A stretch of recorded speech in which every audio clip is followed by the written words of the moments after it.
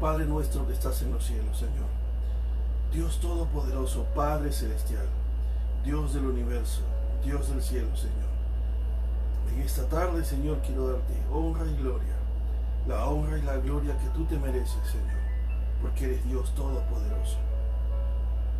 Señor, en esta tarde, Señor, quiero entregar este tiempo en tus manos, Señor, para no ser yo, Señor, hablando en mi capacidad o hablando yo, Señor, en mis fuerzas, Señor, sino que todo lo que diga, Señor, esté en tu palabra, Señor. Yo te pido, bendito Dios, que tú tomes control de este tiempo, Señor. Toma el control, Señor. Padre Celestial, háblanos a través de tu Espíritu Santo. Que todas las personas que estamos hoy reunidas en este tiempo, Señor, terminemos este video transformado, Señor, con una mente renovada, Señor, por el poder de tu palabra. Retado, Señor, en ti a seguir viviendo conforme a tu voluntad. Señor, te pido en el nombre de Jesús que, Señor, tomes el control, Señor. En el nombre de tu Hijo amado Jesucristo, Señor, yo te lo pido, Señor. Amén. Amén. Hermanos, que el Señor los bendiga. Vamos a empezar. Los invito a abrir sus Biblias en Romanos, capítulo 8. Capítulo 8, versículo 16. El día de ayer estuvimos leyendo hasta el versículo 15. Recuerdan que terminamos en la frase Abba Padre, ¿verdad? Y hoy vamos a leer desde el versículo 16. Habíamos visto el día de ayer acerca de varias cosas que el Espíritu Santo hace sobre nosotros, los que estamos en Cristo Jesús, y habíamos enfatizado eso de estar en Cristo Jesús, ¿verdad? Que no tenemos que asegurarnos que realmente estamos en Cristo Jesús, que hemos realmente aceptado el sacrificio de Jesús, que hemos creído en Él, y habíamos hablado de eso ayer en todo el tema número 15, ¿no? Hoy en el tema número 16 vamos a hablar acerca de algo que también el Espíritu Santo hace en nosotros, ¿no? Y prácticamente una de las cosas que el Espíritu Santo va a hacer en nosotros es prácticamente darnos la garantía y la confirmación de que vamos a alcanzar ser glorificados, de que vamos a alcanzar la gloria de Dios, ¿no? Esa es una garantía, es algo que nos ha sido dado, como por decirlo así, ¿no? Dentro de todo el paquete de la salvación, y es la vida eterna, alcanzar la glorificación, alcanzar esa etapa donde vamos a tener cuerpos glorificados, donde vamos a poder ver la gloria de Dios. O sea, va a ser un tiempo diferente, pero es un tiempo futuro, ¿verdad? Entonces, vamos a leer el pasaje, pero yo les pido que mientras leemos el pasaje, tú en tu mente debes tener todo el contexto anterior. Por eso es que es importante leer la Biblia en base a un contexto, al contexto previo, ¿no? Tenemos que saber de qué está hablando el pasaje para poder interpretar o hacer una buena hermenéutica del texto. Tenemos que saber de qué habla el pasaje, ¿no? Me acuerdo que tengo un amigo que se llama, no sé, a lo mejor algunos lo conocen, es un maestro de la escritura también. Él decía, un texto sin contexto es un pretexto, ¿no? Entonces, creo que no podemos nosotros prácticamente obviar eso. Tenemos que tener en cuenta el contexto. Entonces yo voy a leer este pasaje junto con ustedes, pero ustedes tienen que tener en cuenta todo lo que ya hemos aprendido hasta ahora, porque todas esas ideas y esos principios que hemos aprendido en el libro de Romanos tienen que ser ese contexto para que tú entiendas lo final, por lo menos lo final de este capítulo, ¿no? Y lo demás, ¿no? Pero por lo menos hoy, el día de hoy. Bien, vamos a leer juntos, me parece, desde el versículo 16. Dice, el Espíritu mismo, dice, da testimonio a nuestro espíritu. O sea, el espíritu está con E chiquita, o sea, nuestro espíritu humano, el Espíritu Santo da testimonio a nuestro espíritu de que somos hijos de Dios. Y si hijos, también herederos. Dice, herederos de Dios y coherederos con Cristo, ¿verdad? Si es que padecemos juntamente con Él, para que juntamente con Él seamos glorificados. Este texto habla de algo interesante y bien claro. El texto es claro ahí. Dice que somos herederos de Dios y que somos coherederos con Cristo. O sea, la herencia que Cristo ha recibido, Cristo ha decidido compartir eso con nosotros. Ahora vamos a ver algunos textos, ¿verdad? Pues somos herederos de Dios, coherederos con Cristo, y lo más interesante es que dice que si es que padecemos juntamente con Él, para que juntamente con Él seamos glorificados, ¿no? Y acá hay algo interesante, ¿no? Este texto está hablando de padecer juntamente con Él. Y esa es una de las cosas que hoy voy a hablar. Es un poco difícil, porque es un tema complicado. Pero el texto dice que debemos padecer juntamente con Él. Cuando el texto dice, quien no toma su cruz y me sigue, no es digno de mí. O sea, tienes que tomar tu cruz. ¿Estás dispuesto a padecer por Cristo? El texto dice que debemos padecer juntamente con Él. Si es que padecemos juntamente con Él, para que juntamente con Él seamos glorificados. No solamente está hablando de que alguien nos ofenda o nos diga palabras o se burle de nosotros, sino que también estamos hablando de padecer físicamente. Hay mucha gente en el Medio Oriente que está padeciendo por causa de Cristo. Hay muchos pastores.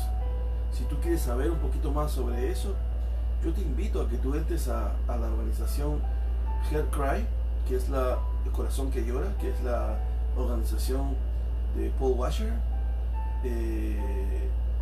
y podrás darte cuenta de que él está mucho involucrado en el campo misionero, y él siempre que predica o habla siempre menciona acerca de aquellos pastores que predican el evangelio y que a veces les cortan el brazo con un hacha, o los insultan o los golpean por creer en Jesús.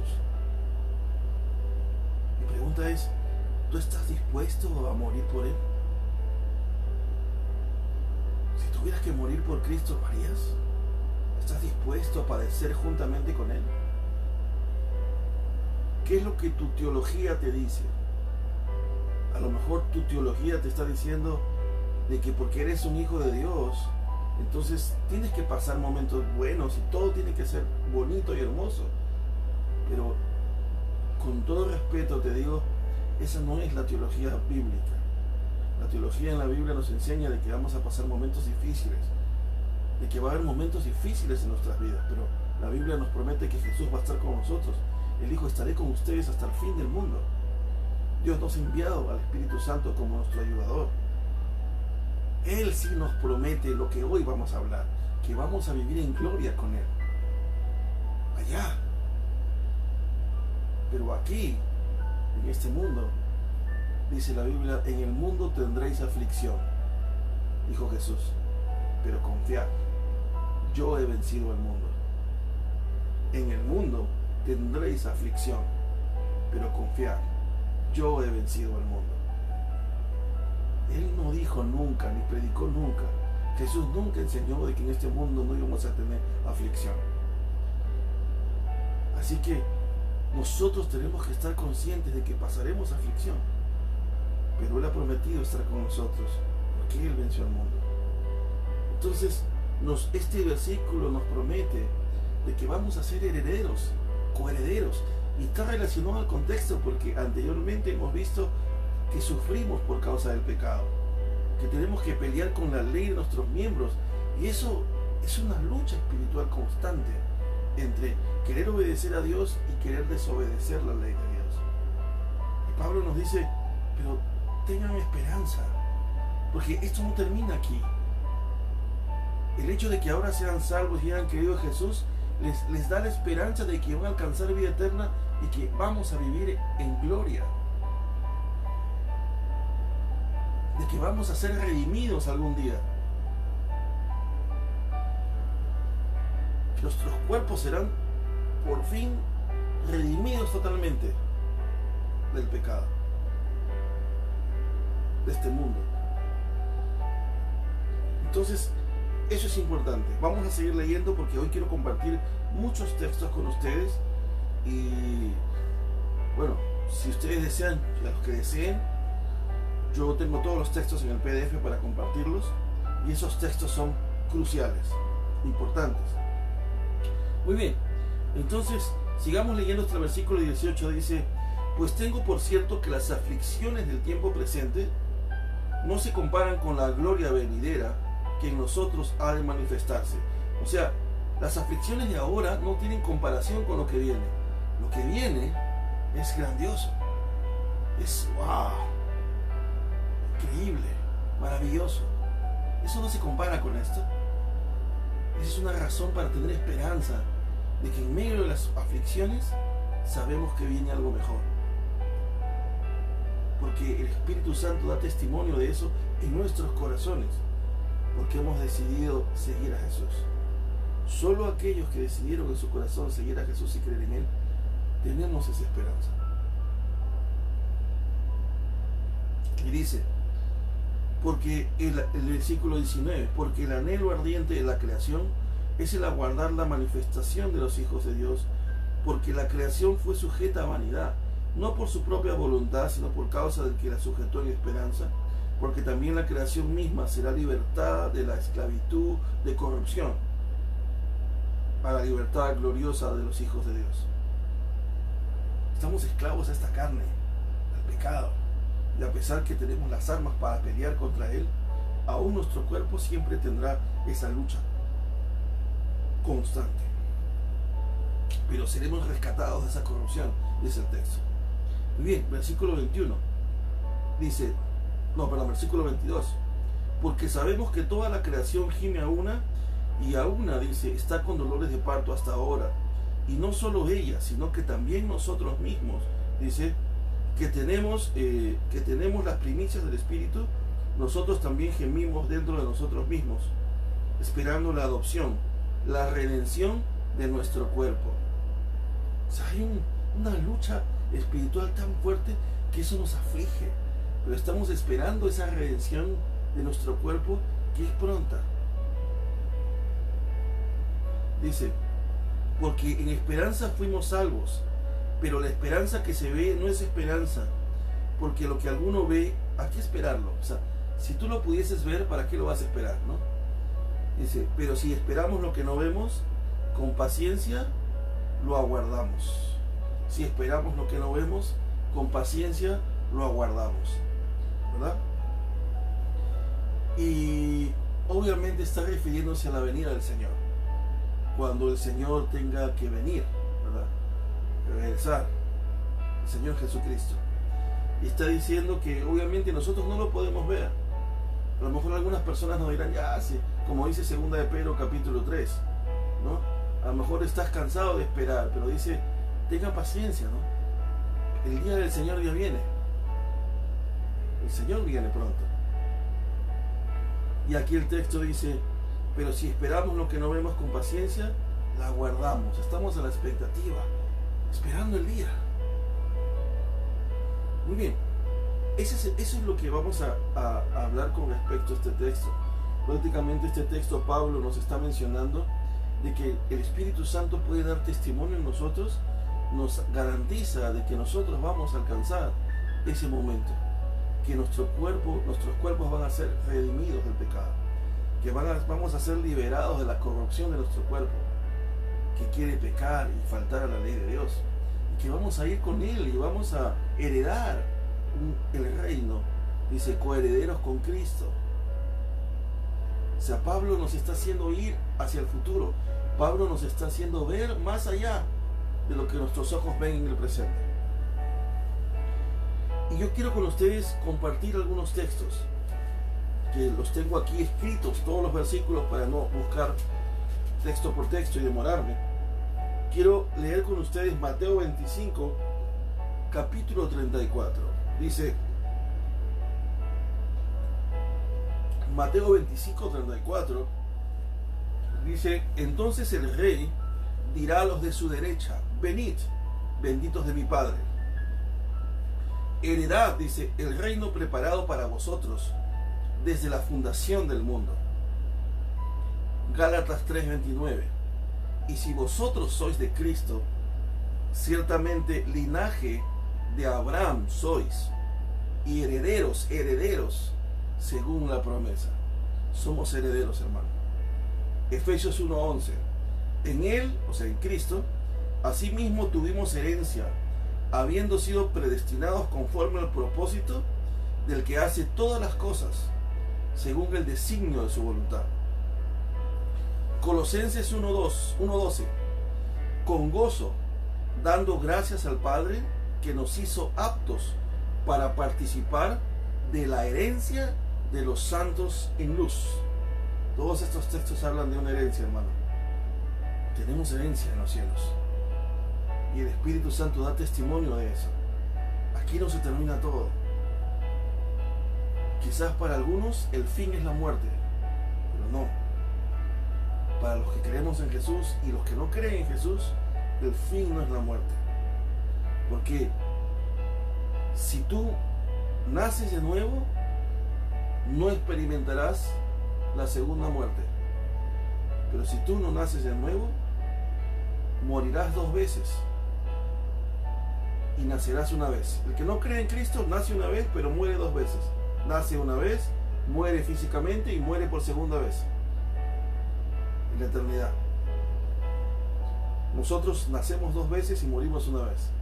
Nacemos aquí, nacemos espiritualmente, morimos físicamente, pero vivimos por siempre para la vida eterna. Entonces es diferente. Hay una esperanza de vida eterna. Y la Biblia dice que somos herederos de Dios, coherederos con Cristo. Colosenses 3:24 dice: sabiendo que del Señor recibiréis la recompensa de la herencia, porque a Cristo el Señor servís. Otra vez habla de herencia, porque a Cristo el Señor servís. ¿Le estás sirviendo, hermano? Hermana, ¿estamos sirviéndole a Jesús? Sigamos, Hebreos 6:12. A fin de que no os hagáis perezosos, sino imitadores de aquellos que por la fe y la paciencia heredan las promesas. Otra vez herencia, hermano. Hebreos 9:15. Así que por eso es mediador de un nuevo pacto, para que interviniendo, dice, muerte para la remisión de las transgresiones que había bajo el primer pacto, los llamados reciban la promesa de la herencia eterna. La promesa de la herencia eterna. Primera de Pedro 1:4. Para una herencia incorruptible, incontaminada e inaccesible, reservada en los cielos para vosotros. Reservada en los cielos para vosotros. Ya está reservada, hermanos. Ni siquiera tenemos que llamar por teléfono para que nos reserven la habitación. Ya está reservada. Tito 3:7. Para que justificados por su gracia viniésemos a ser herederos conforme a la esperanza de la vida eterna. Hebreos 1:2. En estos postreros días nos ha hablado por el Hijo, a quien constituyó herederos de todo y por quien asimismo hizo el universo. Este texto me encanta porque en el griego, cuando dice en estos postreros días nos ha hablado por el Hijo, en realidad el texto no dice por el Hijo, por medio del Hijo, no, sino que dice que nos ha hablado en Hijo. Es como decir que me habló en inglés ayer, pero hoy me habló en español. Pero él habló en Hijo, o sea, en otro lenguaje. Pero ¿cuál es ese lenguaje? Hijo. Ese es profundo en Hebreos. O sea, prácticamente la vida de Jesús fue el mensaje. La vida de Jesús fue el último mensaje que Dios dio a la humanidad. Por eso es que prácticamente Cristo es ese mensaje de Dios para el mundo. Muy bien, eso lo veremos en Hebreos si Dios quiere. Dice Mateo 25:21. Y su Señor le dijo: bien, buen siervo y fiel, sobre poco has sido fiel, sobre mucho te pondré, entra en el gozo de tu Señor. Juan 17:22. La gloria que me diste, miren lo que Jesús dice: la gloria que me diste, yo les he dado para que sean uno, así como nosotros somos uno. Segunda de Corintios 8:9. Porque ya conocéis la gracia de nuestro Señor Jesucristo, que por amor a vosotros se hizo pobre, siendo rico, para que vosotros con su pobreza fueseis enriquecidos. Mateo 5, del 10 al 12. El texto dice que debemos padecer juntamente con Cristo. Miren este texto, dice Mateo 5, del 10 al 12, dice: bienaventurados los que padecen persecución por causa de la justicia, porque de ellos es el reino de los cielos. Si tú y yo padecemos persecución por causa de la justicia, por querer obedecer los mandamientos de Dios, por querer andar en su ley, eres bienaventurado, eres doblemente feliz, serás bendecido por Dios, porque padeces persecución por causa de Él. Bienaventurados sois cuando por mi causa os vituperen y os persigan, y digan toda clase de mal contra vosotros mintiendo. Gozaos y alegraos, porque vuestro premio es grande en los cielos, y porque así persiguieron a los profetas que fueron antes de vosotros. Juan capítulo 15 del 18 al 21. Si el mundo os aborrece, sabed que a mí me ha aborrecido antes que a vosotros. Si fuerais del mundo, el mundo amaría lo suyo, pero porque no sois de ese mundo, antes yo os elegí del mundo, por eso el mundo os aborrece. Acordaos de la palabra que yo os he dicho: el siervo no es mayor que su señor. Si a mí me han perseguido, también a vosotros os perseguirán. Si han guardado mi palabra, también guardarán la vuestra. Mas todo esto os harán por causa de mi nombre, porque no conocen al que me ha enviado. Hermanos, Jesús en Juan capítulo 15 está diciendo que seremos aborrecidos por causa de Él. Y a lo mejor tú te miras al espejo y dices: yo no quiero ser aborrecido por causa de Él. ¿Por qué voy a ser aborrecido yo? Si soy el hijo de un rey, si soy el hijo de Dios, yo soy un creyente, un cristiano, soy hijo, soy un príncipe, una princesa. ¿Cómo voy a ser aborrecido yo? Hermanos, el texto lo dice: serás aborrecido por causa del nombre de Cristo. No importa lo que tú y yo pensemos, no importa lo que tú y yo queramos, todos siempre queremos lo mejor. Pero Jesús dice: si vas a tomar tu cruz y me vas a seguir, tienes que estar dispuesto a que serás aborrecido por causa mía, serás aborrecido por seguir mi voluntad. Y dice: y te perseguirán por causa de mi nombre. Mas todo esto os harán por causa de mí, porque no conocen al que me ha enviado. Segunda de Corintios 4:17. Porque esta leve tribulación momentánea produce en nosotros un cada vez más excelente y eterno peso de gloria. Segunda de Timoteo 3:12. Y también todos los que quieran vivir piadosamente en Cristo Jesús padecerán persecución. Hermanos, yo no puedo ser perseguido. Yo soy un hijo de Dios. Yo soy un hombre, un hijo de Dios, otra vez lo repito. Pero el texto dice: y también todos los que quieran vivir piadosamente en Cristo Jesús padecerán persecución. De una u otra manera. Quizás burlas, o a lo mejor como otros cristianos en el mundo del Medio Oriente ahorita, que son asesinados, golpeados, quemados. ¿Qué pasaría si eso llegara aquí a América? Tanto Norteamérica como Sudamérica. ¿Estarías dispuesta o dispuesto a dar tu vida por Jesús? Cuando nosotros decimos: nosotros no podemos pasar esas cosas, somos la iglesia, Dios nos tiene que proteger. ¿Qué pasaría si mañana te llama uno de esos creyentes del Medio Oriente y te dice: hey amigo, ora por mí, acaban de matar a mi esposa ayer por creer en Jesús y estoy escondido porque a lo mejor me van a matar a mí también? ¿Qué le responderías? ¿Qué le dirías? Le dirías: no, pero no puedes pasar persecución porque tú eres un hijo de Dios. O le dirías lo que la Biblia dice. La Biblia dice que todo aquel que quiera vivir piadosamente en obediencia a la ley de Dios tendrá que pasar persecución de alguna u otra manera. tendremos que enfrentar situaciones de persecución, ya sea escarnio o burlas, o a lo mejor no lo sabemos, a lo mejor situaciones como las que están pasando nuestros hermanos en el Medio Oriente.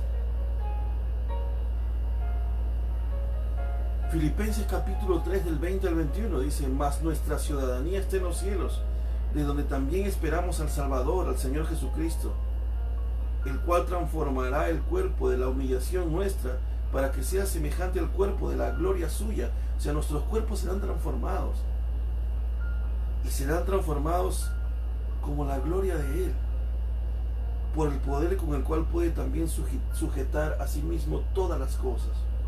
Colosenses 3:4: cuando Cristo, vuestra vida, se manifieste, entonces vosotros también seréis manifestados con Él en gloria.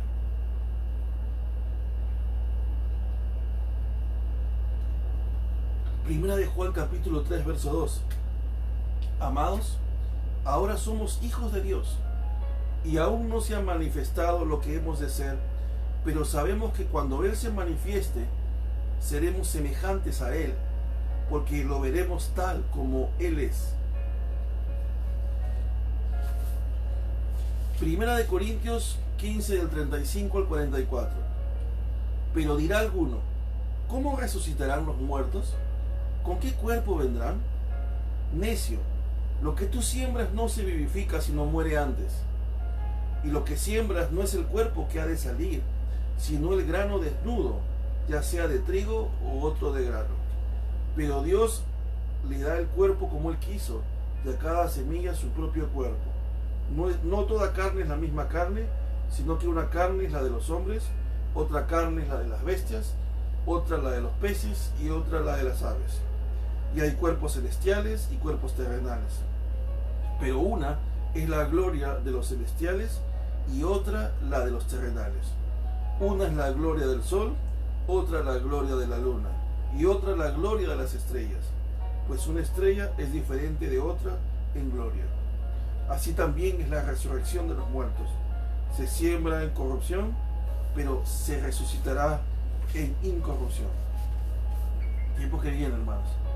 Segunda de Pedro 1 del 3 al 4: como todas las cosas que pertenecen a la vida y a la piedad, nos han sido dados por su divino poder, mediante el conocimiento de aquel que nos llamó por su gloria y excelencia. Dice: por medio de las cuales nos ha dado preciosas y grandísimas promesas, para que por ellas llegaseis a ser participantes de la naturaleza divina, habiendo huido de la corrupción que hay en el mundo a causa de la concupiscencia.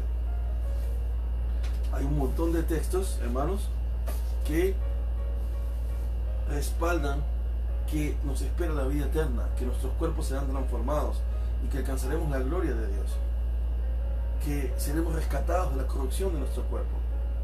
Hay una esperanza, y esa esperanza nos ha sido gracias a que hemos sido sellados con su Espíritu, que su Espíritu nos ha sido dado, que hemos sido justificados. Y todo lo que hemos leído en Romanos, todo eso tiene que estar en tu mente ahora. Hermanos, permítanme ver, muy bien, estamos a buen tiempo, 2:30 para mí. Quiero hablar de lo siguiente, hermanos. Nosotros estamos esperando el tiempo donde seremos redimidos. Y yo quiero leer algunos textos con ustedes. En Apocalipsis capítulo 22, del 12 al 17, dice lo siguiente: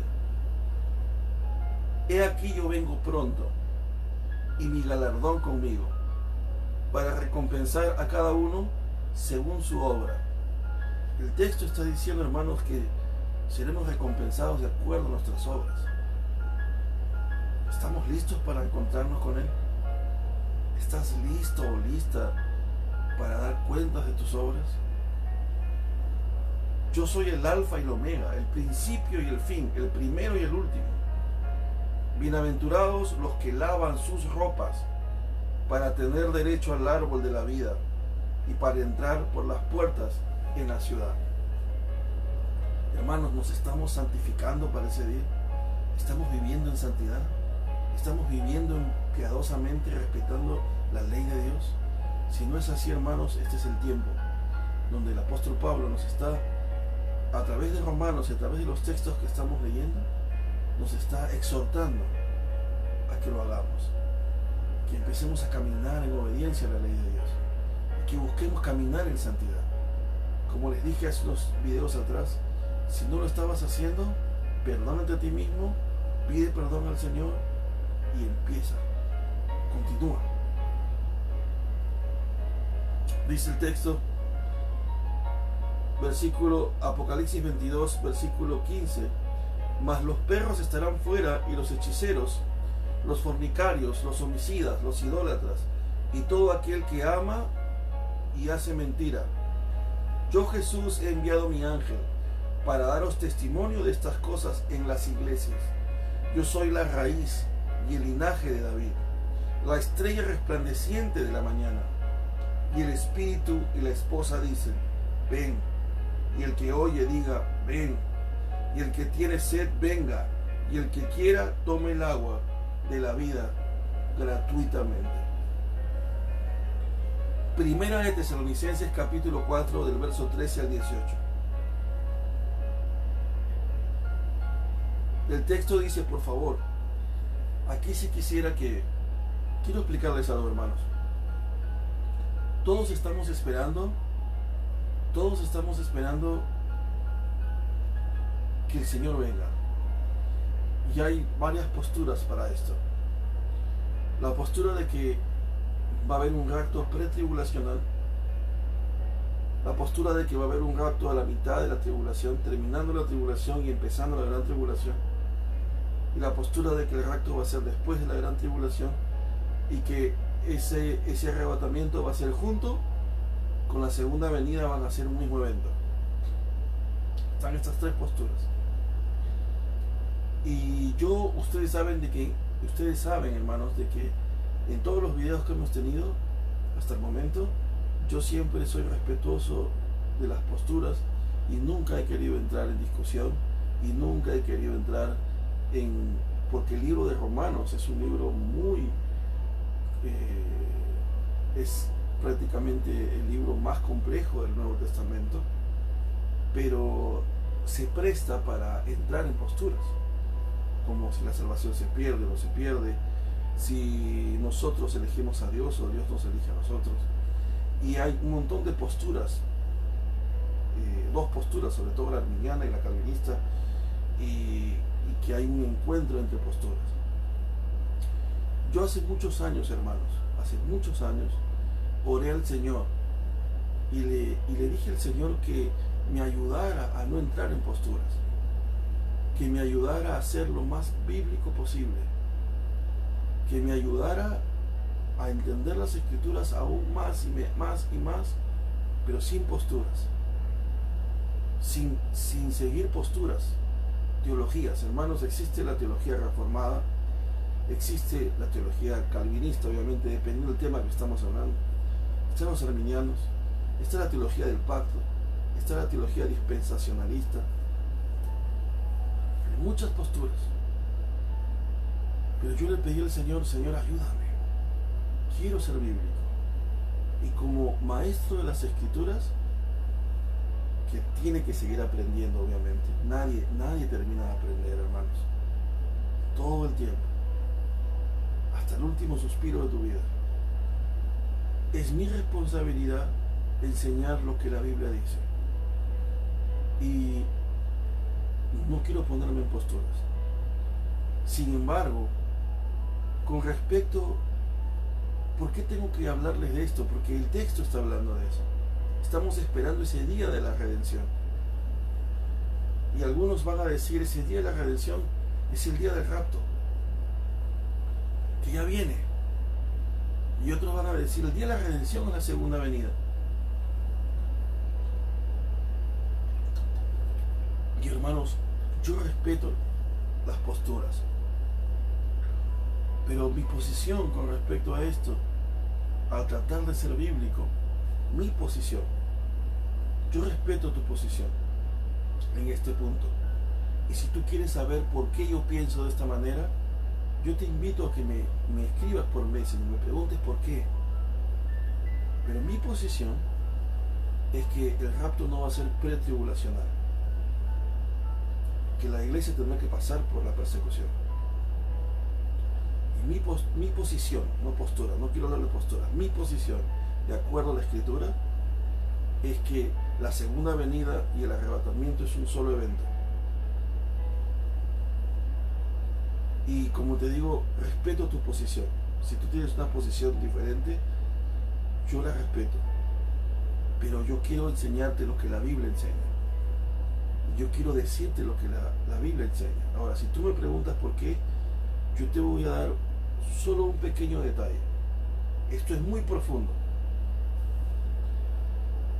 La teología dispensacionalista, que está separada en dispensaciones, en etapas, y una de ellas es la etapa de que la iglesia se va y Israel se queda a pasar la persecución, está basado en una experiencia extrabíblica de 1800 con Margaret MacDonald, que tuvo un sueño en 1800 en Escocia y que Dios le reveló de que el rapto iba a ser antes de la tribulación. Hasta antes de esa fecha de 1800 no existía, todo el mundo hablaba solo de la segunda venida. Obviamente nosotros en esta generación y la generación pasada no podíamos distinguirlo porque nosotros no hemos vivido en 1800, no conocíamos ese punto de inflexión. Hermanos, en mi opinión personal, por eso les digo, si ustedes quieren saber por qué, yo puedo darles todas las bases bíblicas por las cuales pienso que es así.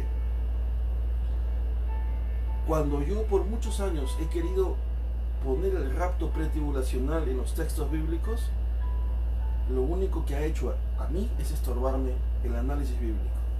En mí personalmente hablando, cuando he querido entender muchos pasajes y unir muchas ideas teológicas, bíblicas, el acontecimiento del rapto pretribulacional en mi vida, en mi estudio, lo único que ha hecho es estorbarme. Ha sido como una piedra que estorba. No cuando lo pensaba y cuando tenía la esperanza de decir, sí, el rapto va a ser pretribulacional. Sí, cuando lo piensas, sí. Pero cuando te metes a las Escrituras y escudriñas las Escrituras a profundidad. Cuando tratas de unir un libro con el otro, porque un libro no se puede contradecir con el otro. Y los principios de la segunda venida fueron dados por Jesús en Mateo 24, y el apóstol Juan y el apóstol Pedro y Pablo nunca pudieron haber contradecido los principios dados por Jesús en Mateo 24. Y cuando decidí, hace muchos años, estudiando las Escrituras, me di cuenta de que para mí el rapto no es pretribulacional. Me costó aceptarlo y entenderlo. Pero en este último tiempo he decidido sacar eso de lado. Es mi decisión personal. Y no es que yo haya recibido una revelación, no. He podido, gracias a Dios, porque siempre aprendí desde que fui un adolescente, desde que tuve 13, 14 años y fui formado en las Escrituras en mi iglesia, Catedral de Fe en Lima, Perú. Se me enseñó de que yo no debía trabajar solo, de que yo no debía trabajar, ser autosuficiente, sino que debía aprender a trabajar en equipo. Así que yo he consultado y he hablado con muchos de mis hermanos en mi iglesia, en mi primera iglesia, y también con hermanos aquí, y prácticamente he podido encontrar ese respaldo. Y realmente, hermanos, al sacar esto y analizar las Escrituras sin eso, es fácil de entenderlo. Mientras está eso ahí, yo no lo he podido entender. Habían cosas que no las podía comprender, pero no entiendo. Esto no tiene sentido. Y te digo, hermano, yo respeto tu posición. Pero si tú quieres saber por qué yo tengo esta posición, yo encantado, hermano. Somos el cuerpo de Cristo. No podemos pelear, debemos estar unidos. Pero yo encantado Te mostraré todos los textos y todas las cosas para mostrarte por qué yo pienso así. No podemos basar la interpretación de la Biblia en una experiencia extrabíblica, en una revelación extrabíblica. El canon de la Biblia fue cerrado con el libro de Apocalipsis. Si alguien viene y nos dice que ha recibido una nueva revelación, entonces todo tipo de profecía debe ser sujeta a un análisis por la iglesia. No me preguntes cómo y por qué permitieron todo eso y cómo llegó hasta nuestros tiempos, porque yo tampoco lo entiendo. Pero lo único que sé es que la iglesia, la Biblia, no plantea eso. Y quiero leer los últimos textos contigo, con todo el amor del Señor. Creo que si hasta ahorita, hasta todos los videos que hemos visto, y los que han estado conmigo viendo los videos, creo que por lo menos en lo poco que he estado con ustedes, me han podido conocer y conocen mi corazón y saben que jamás me atrevería a decir algo que sé que no es bíblico. Trato de ser lo más bíblico posible, porque no quiero enseñar cosas de hombres ni seguir hombres, por más famosos que sean, por más iglesias grandes que tengan. Tengo que seguir en la Biblia. Vamos a leer la escritura. Aquí sí yo les pido por favor que me sigan con la Biblia. Si es que no la han tenido y solo me han estado escuchando, por favor les pido que la abran. Solo me quedan 18 minutos. Muy bien. Vayamos a Primera de Tesalonicenses capítulo 4 del verso 13 al verso 18. Dice: tampoco queremos, hermanos, dice Pablo, que ignoréis acerca de los que duermen, para que no os entristezcáis como los otros que no tienen esperanza. Porque si creemos que Jesús murió y resucitó, así también traerá Dios con Jesús a los que durmieron en él.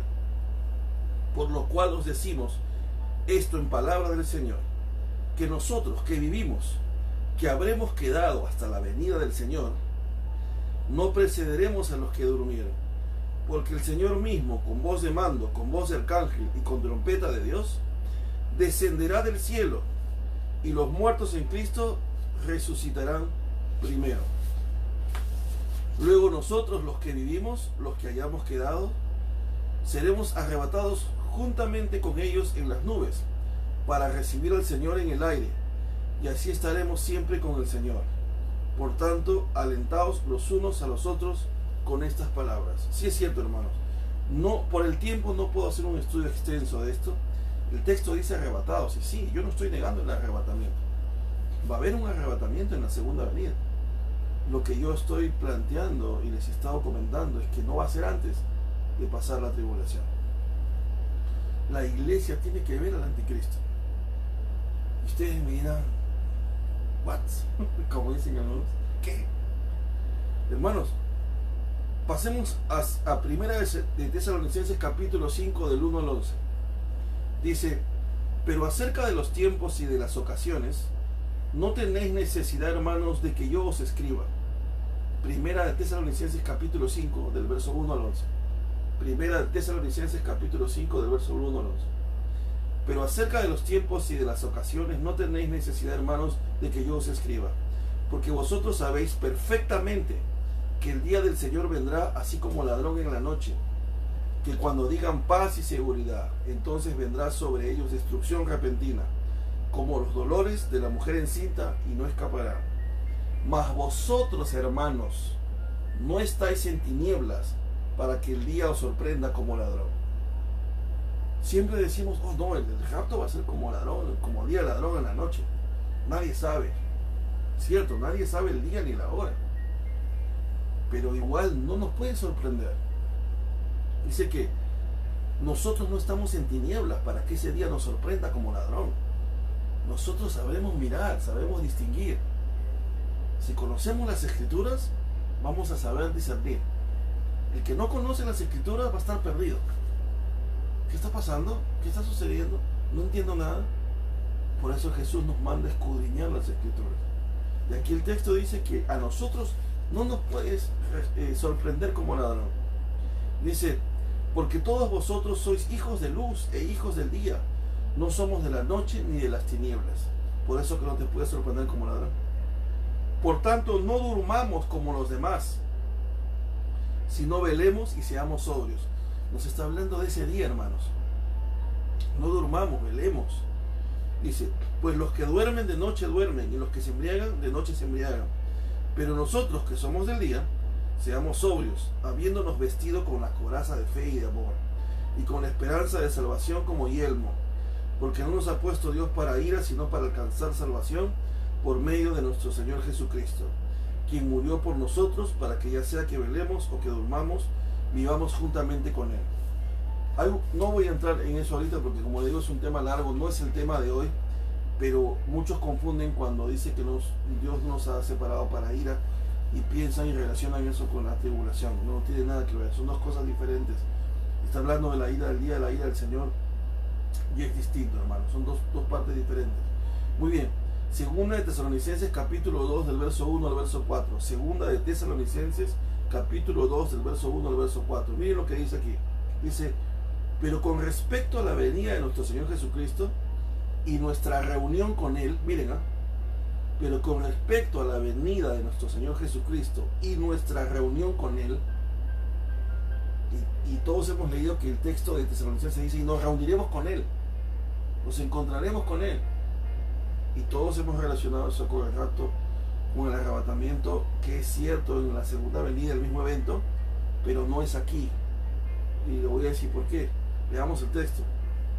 Pero con respecto a la venida de nuestro Señor Jesucristo, nuestra reunión con Él, os rogamos, hermanos, que no os dejéis mover fácilmente de vuestro modo de pensar, ni os conturbéis ni por espíritu, ni por palabra, ni por carta, como si fuera nuestra, en el sentido de que el día del Señor está cerca. O sea, no te debes dejar, dice, convencer de que el día del Señor está cerca. Oh, ya viene el día del Señor. No. Y mira, quiero que leas conmigo el contexto. Nadie os engañe en ninguna manera, porque no vendrá sin que antes venga la apostasía y se manifieste el hombre de pecado, el hijo de perdición. ¿Quién es el hombre de pecado, el hijo de perdición? El anticristo. Hermanos, el texto está diciendo claramente, primero nos está advirtiendo, nos está diciendo, no dejes que alguien cambie tu modo de pensar, diciéndote que el día del Señor ya está cerca. No. Porque el texto dice, porque ese día no va a venir hasta que antes aparezca el hombre de pecado, el hijo de perdición, o sea, el anticristo. Tenemos que ver al anticristo primero. O sea, que no va a haber. Tenemos que ver al anticristo. Y dice, el cual se opone y se levanta contra todo lo que se llama Dios o es objeto de culto, tanto que se siente en el templo de Dios como Dios, haciéndose pasar por Dios. Muy bien. Mateo 24, del 29 al 51, dice, e inmediatamente después de la tribulación de aquellos días, el sol se oscurecerá, y la luna no dará su resplandor, y las estrellas caerán del cielo, y las potencias de los cielos serán conmovidas. Entonces, miren lo que dice el texto, ni siquiera estoy usando griego, es español. E inmediatamente después de la tribulación de aquellos días, el sol se oscurecerá, y la luna no dará su resplandor, y las estrellas caerán del cielo, y las potencias de los cielos serán conmovidas. Entonces, quiere decir que todo lo que les acabo de leer es antes.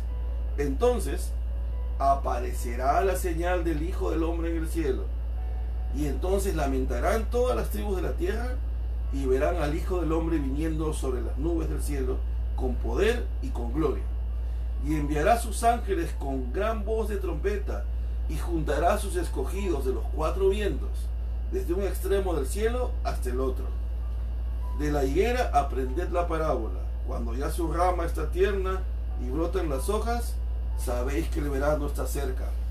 Así también vosotros, cuando veáis todas estas cosas, conocéis que está cerca, a las puertas. De cierto os digo, que no pasará esta generación hasta que todo esto acontezca.